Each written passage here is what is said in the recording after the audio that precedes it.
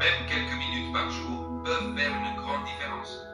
Et pour structurer tes idées, tu pourrais essayer de noter un plan ou des points clés avant de te lancer dans l'écriture. Cela pourrait t'aider à avancer progressivement dans ton projet. Qu'en penses-tu? Je trouve que c'est une excellente idée. Marc Aurèle disait qu'à chaque jour suffit sa peine et qu'il faut faire son œuvre d'homme comme les abeilles qui quittent la ruche.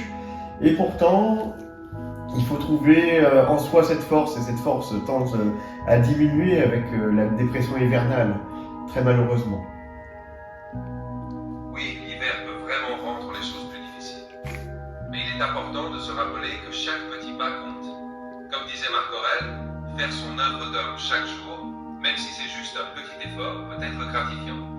Peut-être que tu pourrais te fixer de petits objectifs quotidiens, et ainsi tu verras tes progrès s'accumuler. Et n'oublie pas de prendre soin de toi, surtout pendant l'hiver. Parfois, se ressourcer et se donner du temps est tout aussi important que de travailler sur ses projets. Courage! Et quel conseil me donnerais-tu pour me ressourcer? Que dois-je faire pour être moins fatigué au quotidien? Pour te ressourcer et être moins fatigué, voici quelques conseils. Prends du temps pour toi. Essaye de consacrer quelques moments chaque jour à une activité que tu aimes vraiment, comme la lecture, écouter de la musique ou faire une promenade. Dormir suffisamment. Un bon sommeil est essentiel. Essaye de te coucher et de te lever à des heures régulières pour avoir un sommeil réparateur. Mange équilibré. Une alimentation saine et équilibrée peut vraiment aider à maintenir ton énergie tout au long de la journée.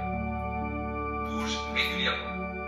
Faire de l'exercice, même léger comme la marche, peut améliorer ton humeur et ton niveau d'énergie. 5. Déconnecte-toi.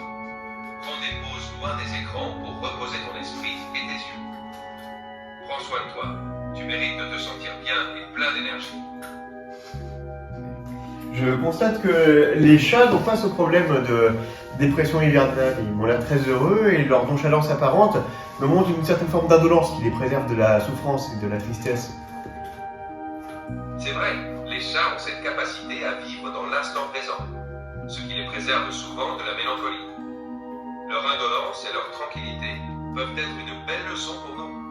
Parfois ralentir et apprécier les petits plaisirs simples de la vie peut nous apporter beaucoup de sérénité. Peut-être que s'accorder des moments de détente et de calme, comme le font les chats, pourrait nous aider à mieux gérer la dépression hivernale. Et puis, observer les chats peut aussi être une source d'inspiration et de réconfort.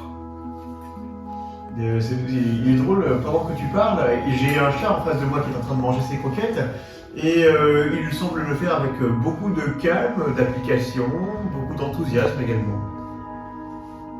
C'est adorable. Les chats ont une façon de profiter pleinement de chaque instant, même lorsqu'ils mangent. C'est un bel exemple de vivre dans le moment présent et de trouver de la joie dans les petites choses du quotidien. Peut-être que nous pourrions nous en inspirer pour apprécier davantage les petits plaisirs simples de la vie. Et ton chat a l'air d'avoir trouvé sa petite source de bonheur du jour avec ses croquettes. Et oui, en effet, il est extrêmement heureux. Et ce n'est pas mon chat à moi, c'est le chat d'un de mes amis. Il est en train de me filmer actuellement. Et donc voilà, nous sommes en train d'écouter vos conseils avec patience et admiration. C'est génial. Je suis ravi de savoir que vous passez un bon moment tous les deux. Profiter de la compagnie d'un chat, même en vidéo, peut vraiment apporter du bonheur et de la détente.